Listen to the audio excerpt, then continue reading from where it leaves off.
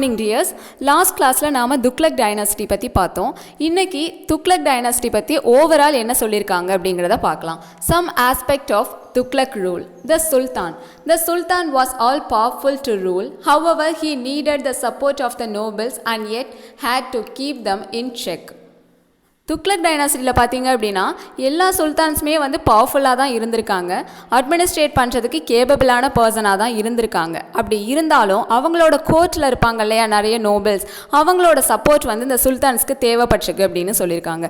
ஒரு டெசிஷன் எடுக்கணும் அப்படின்னா இந்த சுல்தான் போயிட்டு அந்த நோபல்ஸ் கிட்ட கன்சிடர் பண்ணிட்டு தான் அதுக்கப்புறமா டெசிஷன் எடுத்திருக்காங்க. There was a constant struggle between the Sultan and the Ulaimas during this period. Ulaimas அப்படிங்கிறவங்க யாருன்னு பார்த்தீங்கன்னா இவங்க வந்து ஒரு religious group.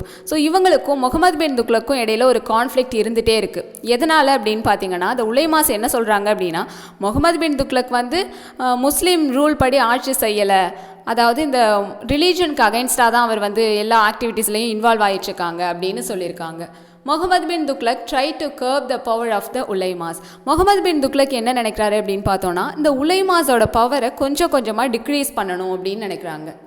Feroz Shah Tughlaq however was lenient with them.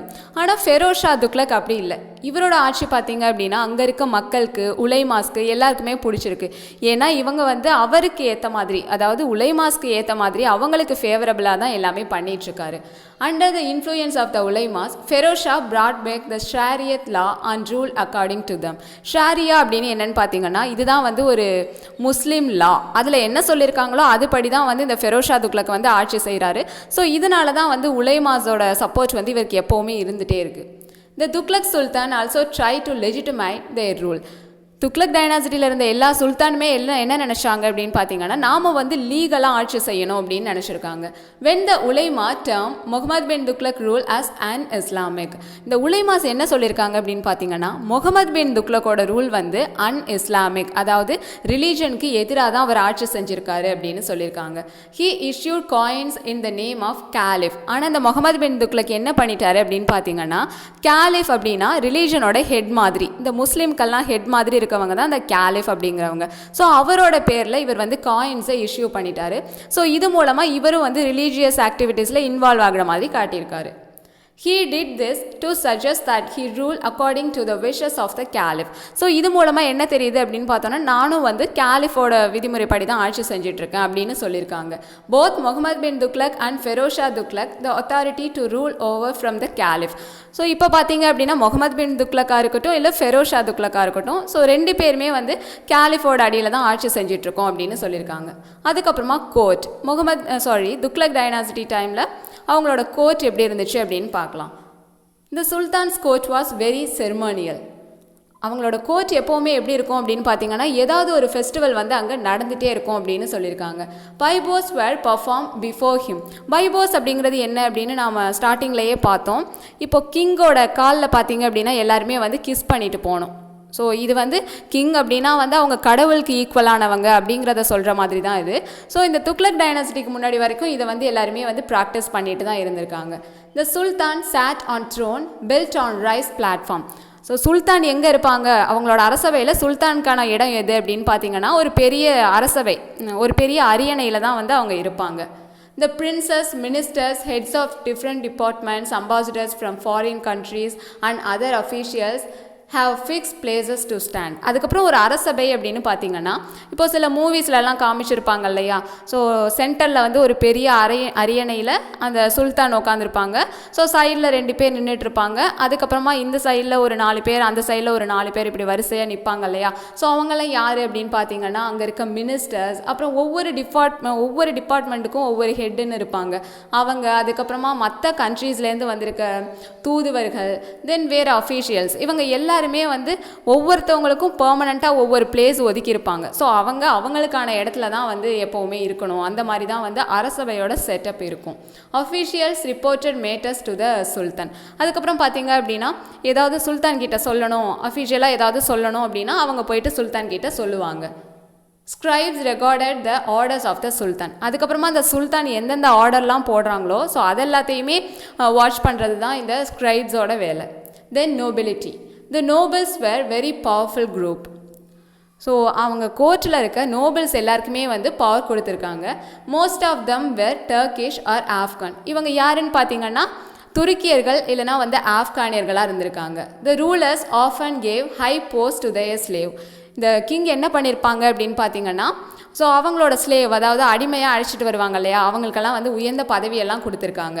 Some were governors and other military commanders. இதில் பார்த்தீங்கன்னா சில பேரை வந்து கவர்னராக அப்பாயிண்ட் பண்ணியிருக்காங்க, சில பேரை வந்து மிலிட்ரி கமாண்டர்ஸாக அப்பாயிண்ட் பண்ணியிருக்காங்க. Ibn Battuta and Barani mention many people of humble birth who became nobles during the reign of Muhammad bin Tughlaq. இந்த இபின் பட்டுட்டா, பரணி இவங்கெல்லாம் பார்த்தீங்கன்னா அந்த கோர்ட்டில் இருக்க ரைட்டர்ஸ், அங்கே வந்து அட்மினிஸ்ட்ரேஷன் எப்படி போயிட்டுருக்கு, அந்த கிங் எப்படி இருக்காங்க, ஸோ இதெல்லாமே எழுதிட்டு இருப்பாங்க இல்லையா.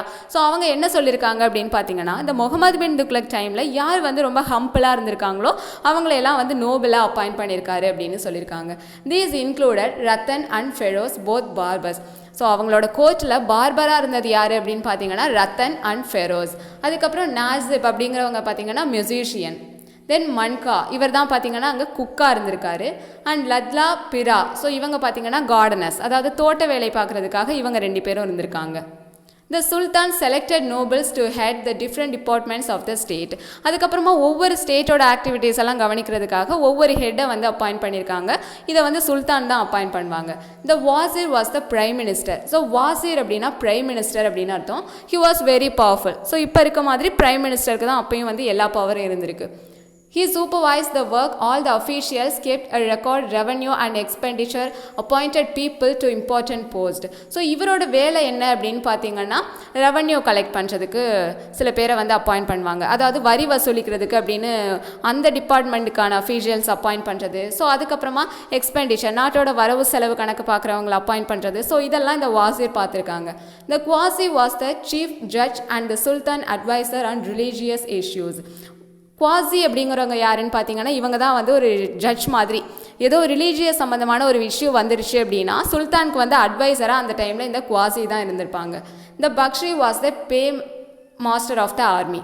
பக்ஷி அப்படின்னா யாருன்னு பார்த்தீங்கன்னா பே மாஸ்டர், அதாவது ஒரு சுல்தான் இருக்காங்க அப்படின்னா ஒவ்வொருத்தரும் வந்து ஒரு பெரிய ஆர்மியே வந்து மெயின்டைன் பண்ணிகிட்ருப்பாங்க இல்லையா. ஸோ அங்கே இருக்க சோல்ஜர்ஸ்க்கு வந்து சம்பளம் கொடுக்குறது, இந்த மாதிரியான வேலையெல்லாம் இந்த பக்ஷி பார்ப்பாங்க. The noble who held the overall charge of the army was called Arizi Mumalik. ஆர்மியை வந்து ஓவராலாக யார் கண்ட்ரோல் பண்ணிட்டுருக்காங்க அப்படின்னு பார்த்தீங்கன்னா அழிசி முமாலிக் அப்படிங்கிறவர் தான். He and his officers recruited, equipped and trained the soldiers. இவங்களோட வேலை என்ன அப்படின்னு பார்த்தீங்கன்னா அங்கே இருக்க ஆர்மி சோல்ஜர்ஸ் எல்லாம் வந்து ட்ரெயின் பண்ணுறது தான் இவங்களோட ஒர்க்காக இருந்திருக்கு. Then land control, the iqta system. During the Sultanate period, the nobles were given grants of land. இந்த துக்ளக் பீரியடில் பார்த்தீங்க அப்படின்னு பார்த்தீங்கன்னா நோபல்ஸ் எல்லாருக்குமே வந்து லேண்ட் வந்து தானமாக கொடுத்துருக்காங்க. This land was called iqta. இக்தா அப்படின்னா லேண்ட் அப்படிங்கிறது அர்த்தம். இந்த nobles who receive it were called iqtadars. எந்தெந்த நோபல்ஸ் எல்லாம் இந்த லேண்டை வாங்கியிருக்காங்களோ அந்த நோபல்ஸுக்கு என்ன பேர் சொல்லியிருக்காங்கன்னு பார்த்தீங்கன்னா இக்தாதர்ஸ் அப்படின்னு சொல்கிறாங்க. They collected taxes from the farmers living in their iqta. அவங்களோட லேண்ட்லேருந்து வர வருவாய் எல்லாத்தையுமே வந்து இந்த நோபல்ஸ் வந்து வாங்கிக்கிறாங்க. With the money they maintain themselves, their family and also paid the soldiers under them. இதுலேருந்து வர காசில் தான் பார்த்தீங்க அப்படின்னா இவங்களுக்கு தேவையான செலவை செஞ்சுக்கிறாங்க, அதுக்கப்புறமா இவங்களோட ஃபேமிலியவும் ரன் பண்ணிக்கிறாங்க. தென் ஒரு ஆர்மி வச்சுருக்காங்க இல்லையா, அவங்களோட சோல்ஜர்ஸ்க்கும் வந்து இதுலேருந்து வேஜஸ்லாம் கொடுத்துருக்காங்க. In return, they supplied troops to the Sultan whenever he needed them.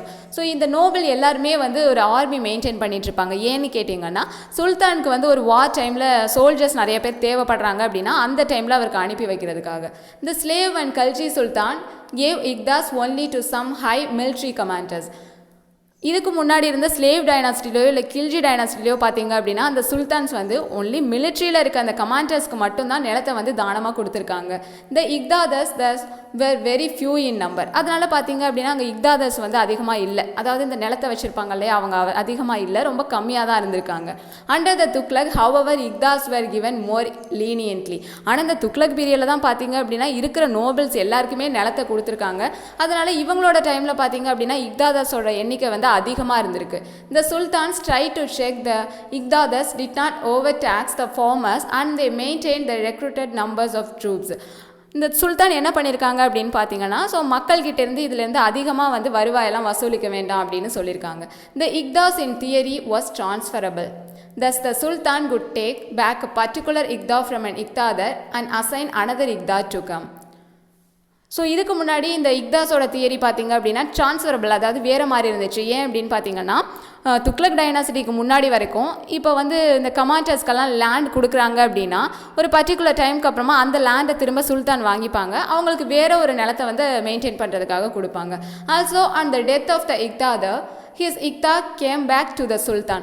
ஒருவேளை அந்த இக்தாதர் இறந்துட்டாங்க அப்படின்னா அந்த நிலத்தை வந்து திரும்ப சுல்தானே எடுத்துப்பாங்க. However, from the Tughlaq period onwards, particularly from the reign of Feroz Shah Tughlaq, the transfer of இக்தா became rare. So அதுக்கப்புறமா துக்ளக் பீரியட் வந்ததுக்கப்புறம் தான் இதில் ஒரு சேஞ்ச் வந்திருக்கு. அதுவும் பர்டிகுலராக ஃபெரோஸ் ஷா துக்ளக் தான் வந்து இதில் வேறு சில பாலிசி கொண்டு வந்திருக்காரு. என்னென்னு பார்த்தீங்கன்னா, the iqtadars begin to treat them as hereditary and transfer them from father to son. So யார் இந்த நோபல்ஸ்க்கெல்லாம் லேண்ட் கொடுக்குறாங்க இல்லையா, ஒருவேளை அந்த நோபல் இறந்துட்டாங்க அப்படின்னா அதுக்கப்புறமா அந்த லேண்ட் வந்து அவங்களோட பையனுக்கு சொந்தம் அப்படின்னு சொல்லிட்டாங்க. Since the Sultan was not strong enough, he could not stop this practice. Whenever there was weak sultan, most Iqdadas behave like independent rulers of their land. So இந்த மாதிரி ஒரு ப்ராக்டிஸ் இருந்ததுனால நோபல்ஸ் எல்லாம் வந்து ரொம்ப பவர்ஃபுல்லாக இருந்திருக்காங்க. ஸோ அந்த சுல்தானாலையும் அவங்கள வந்து கண்ட்ரோல் பண்ண முடியல. ஸோ சுல்தானுக்கு மேலே பவர்ஃபுல்லாக நோபல் தான் இருந்திருக்காங்க. ஸோ ஒவ்வொருத்தரும் அவங்கள வந்து இண்டிபெண்ட் ரூலர் அப்படிங்கிற அளவுக்கு ரொம்ப ஃப்ரீயாகவே இருந்திருக்காங்க. ஸோ ஓகே, நாம் வந்து சைத் அண்ட் லோடி டைனாசிட்டி பற்றி நெக்ஸ்ட் வீடியோவில் பார்க்கலாம்.